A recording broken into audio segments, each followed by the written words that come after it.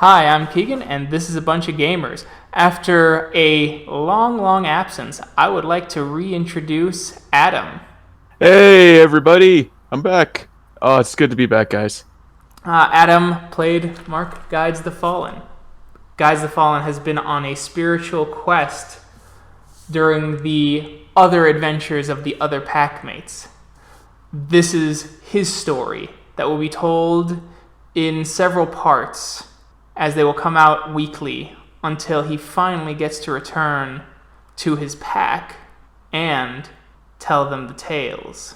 Going back all the way to April 28th, 2019, a full month since our last session, Mark, you have entered the Umbra. Seeing the Shattering Bridge, Avalon, the Signs, and the Last Howler, you have decided to consult the spirits. I guess what I'll do is Mark will kind of close his eyes a little bit, try to get a feel for the chaotic waves of the Umbra, and try to get a kind of a natural instinct of where he should just start walking. Okay, he gives a deep breath, and his eyes open, and there are the moon paths. They splinter off in various directions, but the primary ones are north, east, west, and south. And at the crossroads of them all stands Bear. He looks at you expectantly. I'll walk over to the west and I will kind of take a knee in front of Bear, and I'll give a greetings, and I'll go, "Greetings, Father Bear." Greetings, my dear friend. As he comes in and he pulls you in for kind of a hug. I give him a hug back. As he leans down, he goes, You were going on a journey, and I don't know when you will return. I don't know either, Father Bear, but I feel it's something I must do. I feel it's a necessary path on my journey. I understand. I want to give you something. As Bear turns and bites at his fur, and he plucks out a hair, and he drops the hair into the ground as the hair seems to dig into the earth. A mound forms right at your feet as it pops open, and there is a bear cub. The bear cub gives a kind of a growl and a roar, and Bear pushes it towards you and simply says, "Take a part of me with you, so we are never separated no matter how far you travel." I'll kneel down and I'll extend my open palm towards the cub spiritual bear. The spiritual bear kind of comes up to you, smiles, and laps at your fingers affectionately.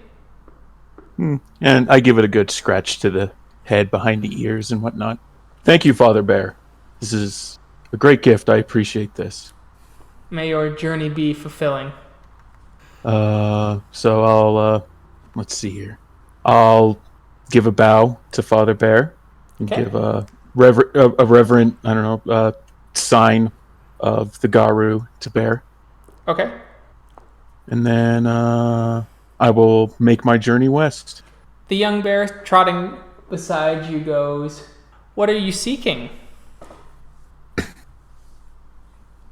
Knowledge, I think. What kind of knowledge? Knowledge to help myself so I can help others. That is a worthy goal. I can see why my progenitor is so fond of you. That does my heart good, little one. Come, we have some time. Let's make it a stroll. And so you stroll. As you're strolling, I do need a perception occult. It's difficulty 5. Oh, cool. All right. I have five successes. With Luna so bright in the sky, the moon paths are almost completely full, easy to follow, with very few breaks or even narrowings of them. Nice. I guess I'll start humming some tunes that Lola taught me during our short time together. Just hum along, enjoy the sweet colors and scenery of the Umbra. The bear is also enjoying as you hear whistling along the edge as you see a kind of spirit. His body is crafted of silver light. His hands folded over a rapier of sort, and upon him rests furs and the skull of a bird. Cousin. Ah, cousin. It's good to see you. I've just arrived. You've always been here. Part of In a ways, I guess this is true. You do me What well. brings you... What brings you to me? I heard a song, and songs speak deeply to the hearts of those of the Gibeus. I Well... wanted to see the song and who was producing it. Well, I'm certainly no Galliard, but it's a song that Galliard taught me. Would you like to hear more music? Of course. Would you mind if I sat down and listened? Oh, no, you must come. As he moves off the path slightly and he pushes aside some of the brush that has grown dark and lush. This is going to be out of character, huh? I'm going to start thinking out loud pretty much. Okay. I don't know. Everything was kind of cool until that. He was like a little bit off the path. But I don't know. Maybe a little bit of journey off the beaten path is needed. Yeah, why not? Okay. Yeah, I'll just kind of, not in like too big of a hurry, I'll just kind of walk with him.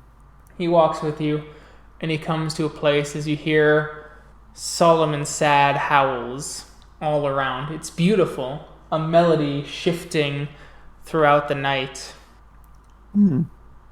What do I see around me? The trees are tall, wide, and thick. Their bark have scratches upon them, like that of territorial marks. You see few strands of spider silk, even here, deep in the umbra. Do I recognize the scratch marks on the trees? You recognize three the very distinct slashes. So you said this is probably territorial. So maybe this is Umbra territory of maybe a tribe that's nearby. Sure. I'll just Spirit, where are we? This place seems not so familiar, just more I think I could guess where we are. It is a primeval place that lives close to another realm. A realm that you are on the path to, though I think it is a path that you wish to tread. Well, You see. nothing venture, nothing gain, I say. You have Go ahead. songs to show me, Spirit. Do you not hear them? As you hear the old songs, they're primeval. The moon glancing just past the trees. The moon seems larger here, at least twice as large, giving a glow. It is the time of the Galliards, as the moon waxes almost to full crescendo of the Arun sign. This place, Spirit, it's powerful. It is. I feel I wish to commune here before my journey. The communing will be difficult, but that is why it is worth knowing. You seek knowledge, and knowledge can be gained here, for there are too few like the ones in this forest. Sometimes mercifully, sometimes unfortunately. Their howls are of a time when Gaia had more connection to her wild child, and the weaver ceased to weave as furiously as she did, and when the worm had simply gone mad recently. I will listen to these songs, and I'll put my whatever I brought with me kind of down. I'll bend down and I'll scratch little bear on the head. The little bear seems to enjoy it before you see a great wolf spirit leap out. His fur is like the night, though you notice a rusty patch of fur, almost like a badge, on his left breast. It looks at you, the gleaming amber eyes, as his fangs roll back and he snarls slightly at you. It is a snarl of confusion, anger, and rage. I'll change into lupus form. The smells of his confusion waft into you fully now. The sense of territorialness, his fur going up as he sniffs again. Why are you here? I kind of back away a little bit and I prostrate myself as best as I can as a lupus, and I go, "Ancient spirits, I'm but just a humble traveler and wanderer in the Umbra, and I was brought here by a spirit, and I sensed the primal power of this place and was enthralled by it." Is that so? As he snarls, humans always follow curiosity, always destroy with their curiosity. But you wear the wolf skin. You are from the tainted ones. The Uran are more than just two tribes. The Ura are more than just two tribes. As his hackles go up, he goes, why has the patron not come? As he seems to get closer and closer, growling, the young bear spirit goes up and flings its arms, growling, and the wolf spirit is taken aback. It steps back slightly and then goes, you have ties with this spirit? Yes, spirits, I do. Bear is my totem. This is just a tiny progenation of him. He is with me to accompany me on my travels. Then perhaps you have more common cause with me than expected. Many of the ape tribes have issues with Great Bear and his children, but not us. We still stay in the wild places, in the untouched places. We protect it till one of his children return. Well, I do regard Reverend Bear as Father Bear. In a way, he is a father to me, and I guess in a way, I am his child. You put your human mind to foolish things. A bear cannot whelp a wolf, though wolves and bears have always been close. At least they were until the first war of rage and then the worm coming. Tell me of this, Reverend Spirit. The worm coming was when many tribes of Garu came to these lands.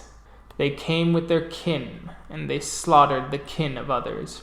The Talons needed no such path to these lands, for we know the ancient places and found ancient moon bridges to come here, and were at peace with the Farah, an older and younger brother. So I take it, Spirit, you are of the Red Talons. I am.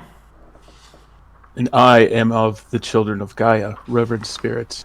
They call me Guides the Fallen, and I am a third on a spirit journey.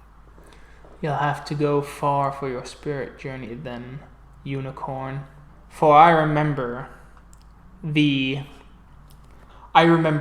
children of Unicorn. I remember, for I was there at the Storm War, when the children of Gaia offered peace, but when peace broke down, they always sided with the invaders. They are hypocrites, all of them. Certainly my tribe's history isn't spotless, Spirit. But certainly you cannot fault us for trying to unite the tribes under the great cause. Your tribe is the reason the great cause will fail. We shall see. As he looks at you and goes, he sits down and he looks at you inquisitively. He looks at you and goes, how to keep humanity under control without killing them? This is the question since the end of the first war. And the Talons have waited patiently for the Alpha tribe, or any of the tribes, to answer. It is a difficult question. Perhaps the most difficult we as a race have to face, next to the apocalypse. Goes, I will leave you with a parting story. Keep the story in mind, and perhaps you will come closer to your answer, and perhaps even think like a Talon. This is the song of the first murder, when humans had learned to kill, and they killed for reasons other than their survival. Humans killed something larger than itself so that it could be considered ready to mate. Other humans simply enjoy the act of killing. The predators of the world watched in horror. For man is not a predator. It is prey that was given the gift of cunning and murder by the worm itself, and thus shattered balance. Man, this is where I wish we had like an actual song. This is like a Zelda moment, you know? His howls interchange and the basics of the song continue. Humans were prey animals, and thus gifted in trickery. Instead of false coloring and size, instead they would use their numbers to conceal their weakness. For if that trick had not succeeded on the predators, they would have continued to feed upon humanity, and the world perhaps would be different. But the predators were not sure if humanity were still prey or not, and the trick of the worm continued, all except the wolves. The wolves felt humans might somewhat be like them. They lived in packs and cared for their young. They spoke with each other, as wolves do with our singing and our howls. Perhaps we could share. Perhaps they could teach humans about breeding and not breed so frequently. But the wolves did not know what the Talons know now. No one, not even Gaia, can teach humanity anything. Any lesson they are given, any gift of the earth they find, they test and stretch to destruction and then blame each other for its loss. No matter what threat is attached to the truth, no matter how compelling the evidence, the humans cannot escape the fact that they are prey and do not have the cunning or instinct they should. One night, a wolf left her pack to look upon the humans. She knew the risk. No predators will welcome the territory of another, but no prey will tolerate the presence of a predator quietly, neither. But quietly and stealthily she moved among the humans. She smelt them. She watched them. She was fascinated and terrified. The humans had built huge mounds of the earth, altering the very earth, corrupting the earth with everything they touch, for they are truly children of the worm. And they built these to house their dead, and the wolf wandered around the mounds and realized that if viewed all at once, the mounds would run together and resemble a serpent. At that, the humans awoke to find the wolf among them. She ran, but they chased after her with their false claws and fangs. They chased her until they were far from their territory. She grew tired. She could run no more, and they slew her and took her skin. The other predators saw what happened and knew that the world had changed forever. Prey turned predator, humanity itself, had not only slain another predator, but it had hunted it down like prey. The world grew even more unbalanced, and Gaia wept, yet she decided that she needed help to keep the world balanced. And she knew that humanity was going to cause future problems. And yet she let them live, unwilling to wipe out even these creations in her purity and love that humanity does not offer her in return. And that is the story of how the Pharaoh were also brought into this world. For Gaia's plan was to shift and give the predators purpose, and she selected each one. She told the great reptiles to remember, the cats to find secrets, or ravens and bats to speak and send information, and the wolves to hunt. But even the worm corrupted this gift, for the worm gave the Pharaoh human form, and that their human minds corrupted them, and made all of Gaia's children lose focus and lose purpose. That is a sad song you sing, Spirit. Yes, it is. We went to war with humans, and yet, every time our brothers and sisters would breed amongst them and say that these humans could be saved, these humans would learn, and we let them live because we do not know what we know now. And what is it that you know now? Humanity cannot learn. Humanity must be destroyed. I've met many among my kind that share that same opinion, Spirit. And frankly, I've given that same thought as well. But I am new to this life. I'm new to these things. I'm new to these powers. And I still have hope. What a celebration it will be when humanity can help us out. When humanity can finally learn that they don't need to destroy Gaia. But the song you sing tells me this is a difficult task. It is. If not impossible. But hope is what keeps me going, and I want to give this hope to humanity. Some time ago, I had hope. Between the times of my birth and the seeing of the great iron scars, it is when I lost it that I came to the wild places to defend it.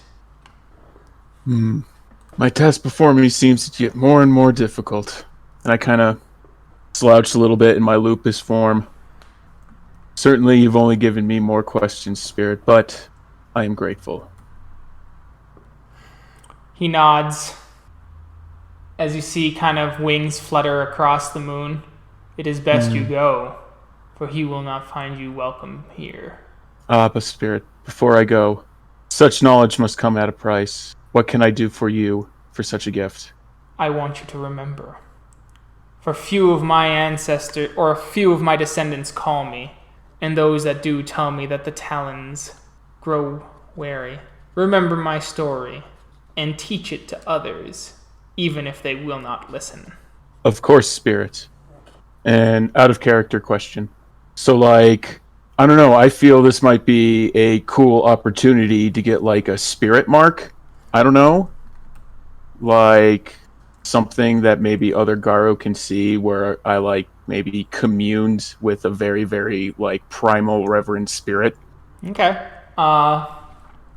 And also, it's also kind of and if when Mark sees that, when Mark sees the mark,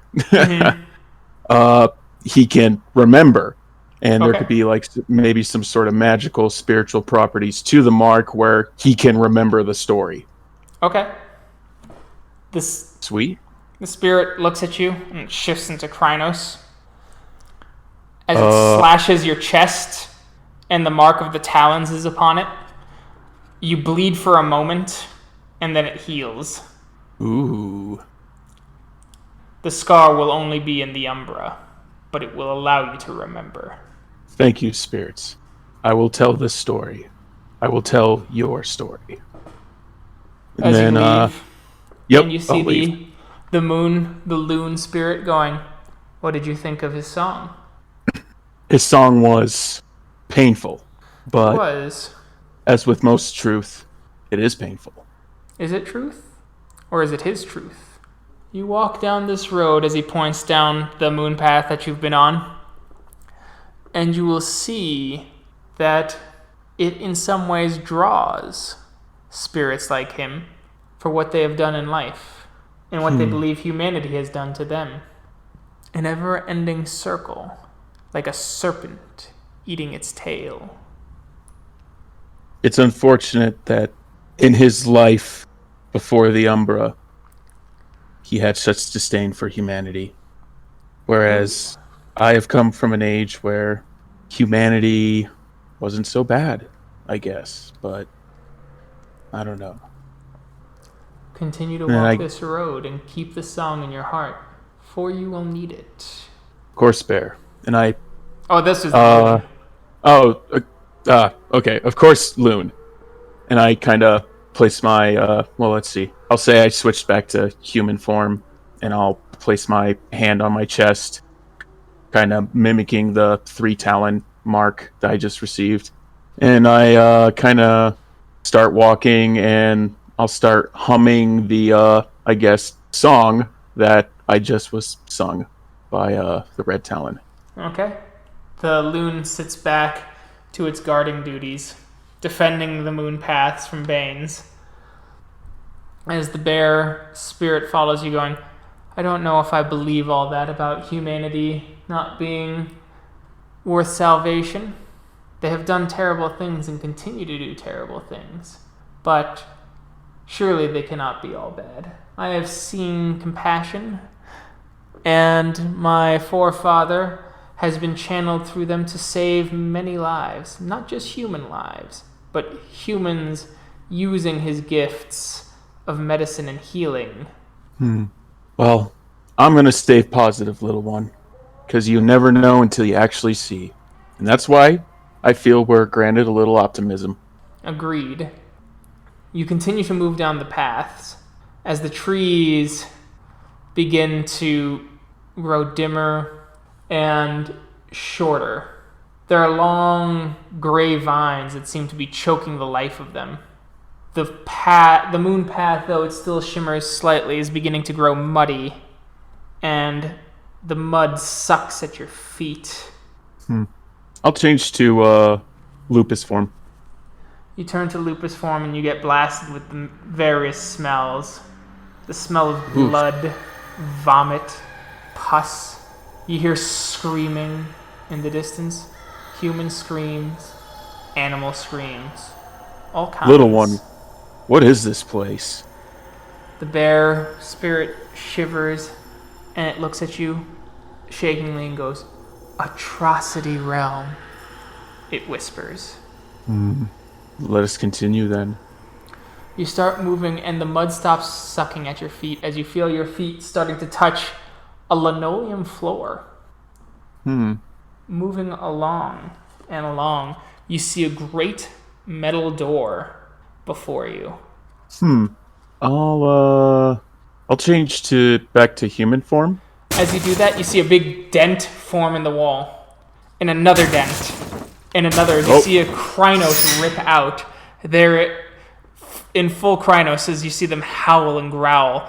As they turn and they slash someone. You see the scars and the cuts upon him as you hear someone in the background going, Keep him alive! We need him alive! Fire again! As you see several trank darts, at least 4 or 5 hitting him as he goes, as he starts to collapse.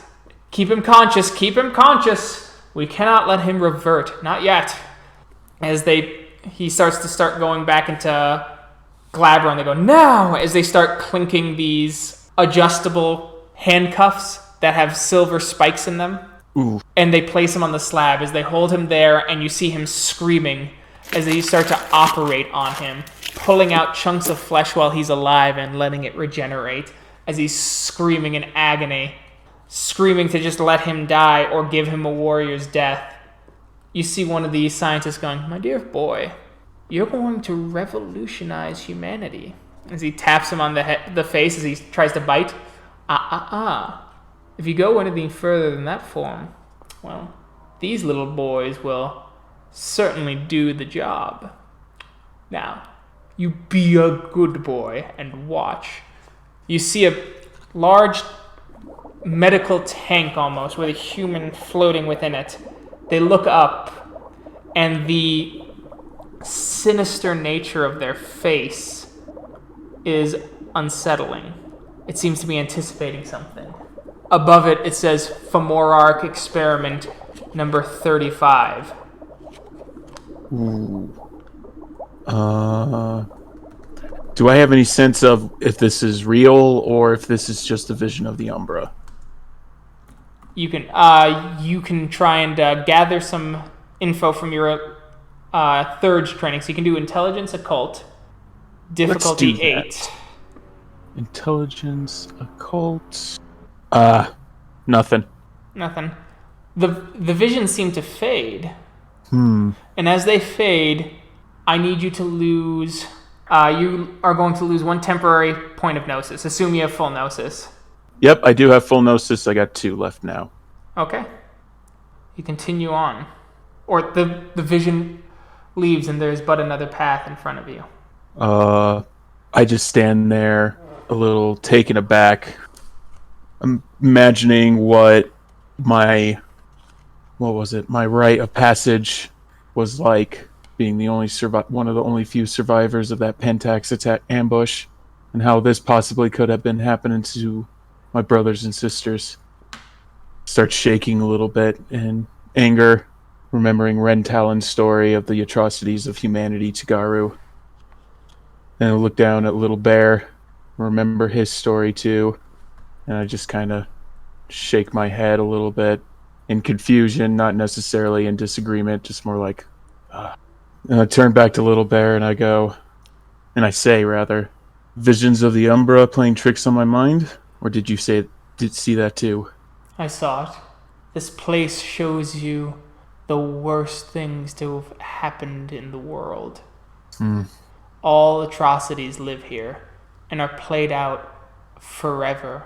Victims reliving every pain, every echo of torture. Place such as this, it's just malice, hatred, discontent, and torment. Probably would breed some very unfriendly spirits. We should be wary, little one. Yes, of course.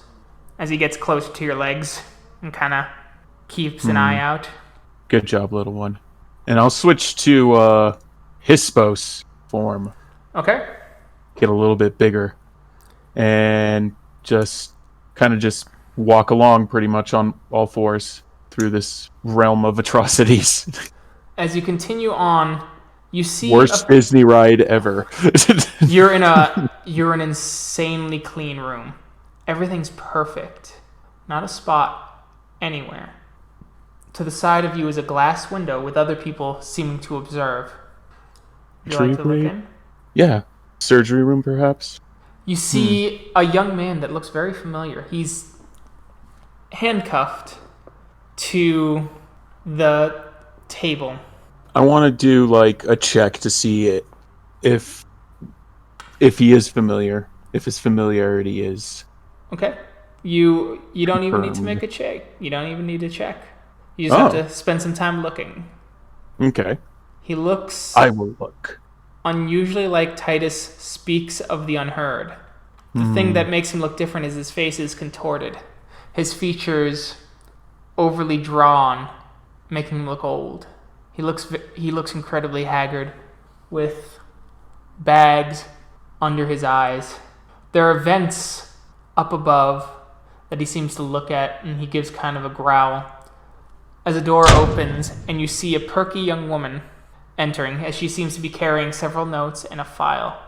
Flanking her are 2 men with guns. They seem to have one. You notice that they have silver cartridges in one, and in the gun there are powerful tranquilizer darts. As she sits down and goes, "Hi, Titus. It's time for your questioning again?" As he goes, "I've told you everything." "Yes. Look, it is common for people who suffer from a genetic abnormality such as yourself to create some sort of mysticism around it. There is no worm or weaver, Titus. You're just very sick, and we want to cure you, because your sickness isn't just about you, Titus. Your sickness is a danger to others, so I want to go over it again. Please," as she starts clicking her pen, "I just want to know, who is your mother? We're trying to find records, but you've been very good at hiding your identity. Where does your mother live now? Let me answer that. Your mother or your father are likely carriers. We want to find carriers of the disease." "It's not a disease." "Yes, Titus, it is. It is absolutely a disease, and the sooner you realize that, the easier this will become. We know that you have GLS-1. We also have a sufferer from GLS-2 in this facility, and we want to know more about you. Where do you come from? I'm... It's okay. It's okay. Titus, you're not ratting anyone out. What you're doing is you're helping people. Okay? You're helping people. You're helping people avoid this disease. As he just kind of shakes and goes, My mom's in New Jersey. Born in New York City. See, is that so hard? Is there a sizable population of GLS sufferers in New York? You thought you'd catch me with New Jersey? Please, Titus. As he starts to growl and you see him like starting to shift into Glabro. I was hoping our session would go further, but we're making breakthroughs. We're going to have you in the lab later for a biopsy. He's like, no. I said if you cooperated. Shifting here, you think that your little pheromone trick was going to work? It's not a pheromone trick. It's a, yes, whatever your little fancy mythology says is the origin of it is, I have the drug that blocks the pheromones from my mind lose it in control, Titus, and I'm very disappointed in you. Very disappointed in you. I want you to know that. Anyway, excuse me.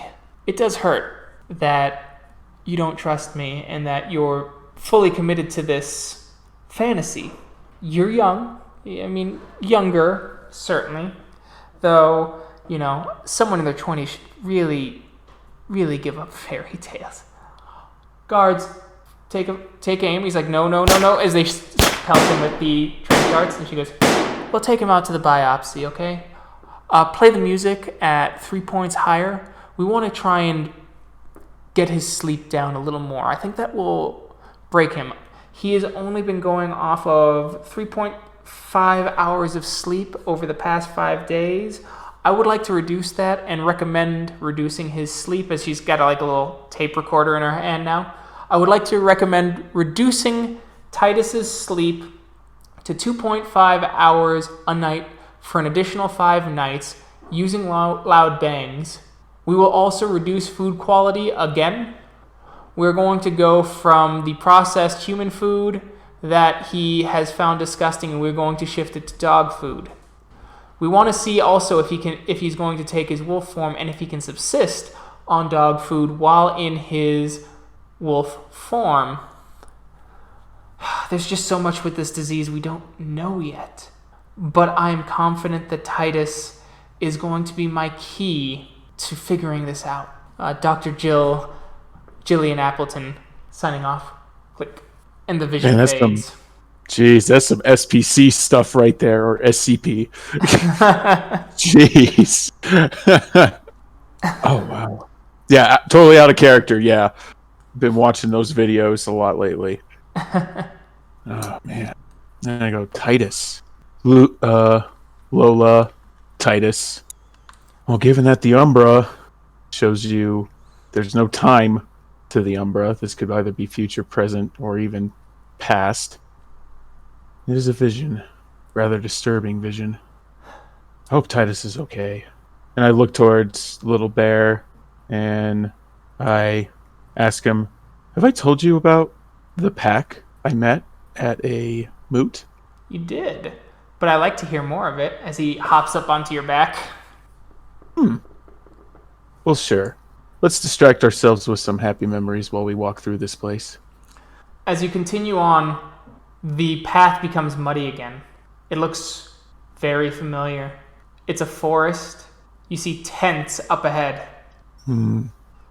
I think I know this place. As you see... Oh, go ahead. I kind of shrug Little One off my back. Not too hard, though. Just enough to give him the idea. Yep, he hops off. Yep, and I switch into human form, and I go hide behind a tree with a good vision of the campsite. You see a Krynos. You and Krynos. Yeah, as I knew it. Frenzy and the bodies splatter. The whole thing playing out once again. Oh, actually, for the last vision too, lose a point of gnosis. Okay. I have one Gnosis left now. Okay. As you see one of the bodies look up at you as it reaches out. Why? I had no control, and I start getting a little anxious. No control? No No, control. As you hear several murmured, no control. I look at myself in Krynos form. I went over to the body Okay. that said why, and I'm kind of shaking, saying I didn't have any control. And I look at myself that's in Krynos form that's doing the killing and whatnot. Okay. You see the gleam of red in its eyes with bits of green seeming to shimmer across as you see Cora and Kyle showing up and going, oh God. With B hiding in the corner, witnessing it all in her Hamid form, unable to act. I continue to let the scene play out. As it finishes, you feel a little defeated and you're going to lose a point of Gnosis and one point of willpower. Okay, so I have no more Gnosis, and I have 3 more willpower. Okay. The scene fades. You're surrounded by dark fog. I kind of look down defeated, kind of setting like a very anime-esque theme scene. My fists are clumped together. I'm making fists and they're shaking. And I look down still and I notice that it looks like it's raining. Then I notice it's my tears. And I break down on my knees and I cry. As the bear comes over and starts looking at your tears. And I look at him and I go, I'm so sorry, little one. And I give him a big old hug. As it goes, the black stains in your past don't erase the good things that you do. As long as you try and correct the terrible things you've done, then you have brought healing. And that's what I'm here to do, little one. I want to help and I want to heal. I kind of get a little bit comfortable and just, sit there, holding Bear, petting him, scratching him. The bear cub seems to enjoy all this. As it goes, we should keep going. We should. I'll switch back to Hispos form. Okay. And I'll motion he can hop on my back. As he hops on and you continue. Excuse me. Continuing on, you see B with Maxwell of all people. And she goes, he goes, I need to know that you're good in a pinch. All right? They said you were shaky. They did. So I need you to do this. I need you to do this. What does it matter if your friend finds out? You're gonna kill her anyway. That's the fucking goal, Bick. Alright? That's the fucking goal. And she goes, yeah, I know. As you see a woman kind of crying there and a man, as you see him going, Bick, what's going on? We knew that your dad faked your death, but what are you doing? What? You were Cora's friend, for Christ's sake. Look, guys, I know that this is hard for you to understand, but Cora's still alive. As their eyes widen, and I need to make sure that I'm strong enough to know what to do when I get to her, because she's still my friend, kind of, and really, I just want to get back at her for all the shit she did. I really want to stick it to Shinigami, but this guy here says he'll only help me if I prove I'm willing to do what it takes. As they're like, what? As you see B shift into Krynos form, and she goes, don't worry. You guys will see your daughter again soon after we kill her. As the claws rake down and she just rips apart the husband in front of the wife, and she's screaming and screaming and asking B to stop. Oh my. And Maxwell shifts into... You see Maxwell shift into a great ape form as he grabs her, the woman, and goes, "Leverage. I'm so glad that you told me about you guys. It was really easy to look you up. Hey." As she's just kind of crying and looking at him, as he opens his mouth and he just roars in her face. As she screams and goes, "We'll keep this one alive in case we botch the job." As he shifts back into his human form, as he wipes down his suit a little bit and goes, "These things happen. Ngaru are tricky. We'll keep an eye on her, though. Good job, B. Look," as he turns, "you did good. One parent down. Actually, here's an idea. You live with your dad, right?" "Yeah."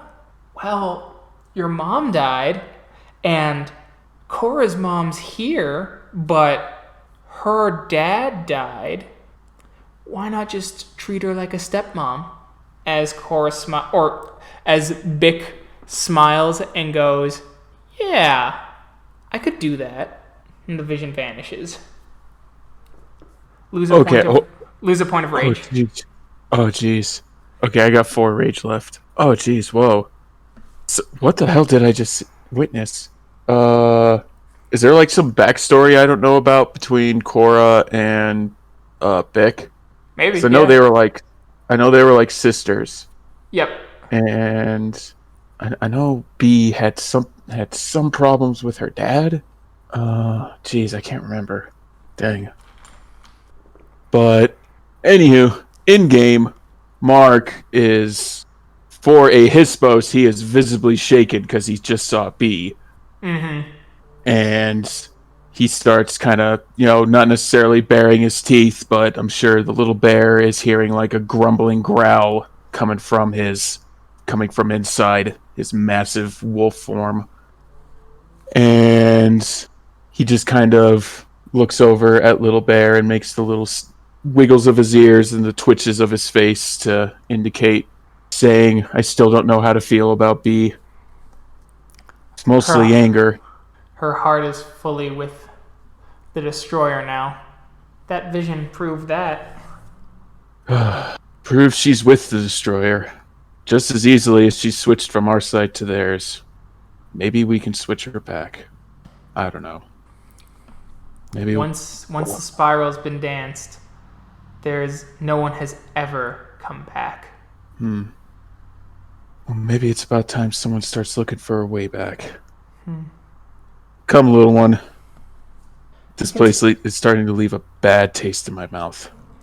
You come on and you get to an Endron facility, as you see a guy basically taking the work off of this other girl intern. He keeps getting her to do all of his work because she's overly eager, as he is promoted to being a full-time employee, and she is not, because it looks like he got all of his work done and she got very little of hers done. He smiles, and when everyone leaves, he just whispers to her, "Don't worry, you'll get hired. You just had to know who your betters are." What a dick. I'm imagining Leonardo DiCaprio from Wolf on Wall Street. Yeah, basically. As you continue through all the atrocities, eventually all of your rage and willpower is drained. When this happens, you are kicked from the realm. Yep. As you land on soft earth with green emerald grass all around you. Where are we now? Did we even leave anywhere? Did we even go anywhere, little one?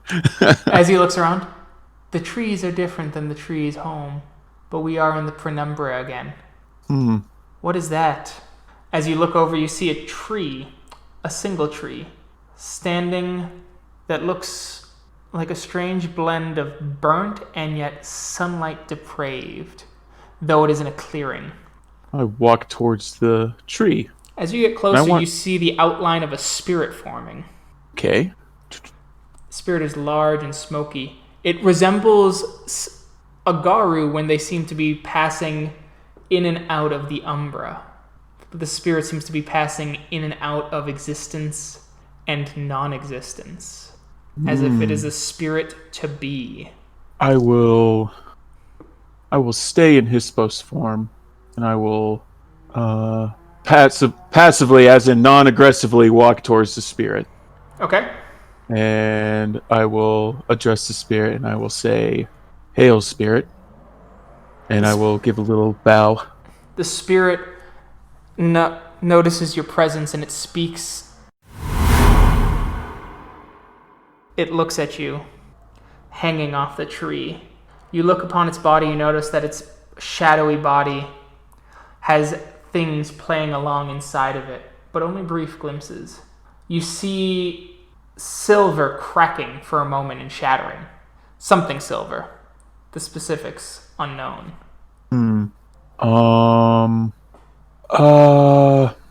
I want to ask the spirit if it needs any assistance, and to give me any sort of indication to assist it. The spirit looks at you. It shakes its head, and it puts up its finger and waves the finger back and forth, as in no, but upon its palm, you see great stones flying through empty space for a moment, and as it pulls its hand back, you notice a spider weaving furiously. The only thing that you notice now that is consistent about this spirit is its eyes. They are twinkling crimson, like stars tinted the wrong color. Okay. Out of game question. Is this a car spirit? No. I don't know, the way you were describing it sounded very vehicle-like. You know? No, it's like smoky, and then the weird cracks of silver around its body, and then the stone. Not cracks of silver. You see something solidly silver getting cracked and shattered. Within its body, and then it vanishes back into this sort of non-existence existence. Okay.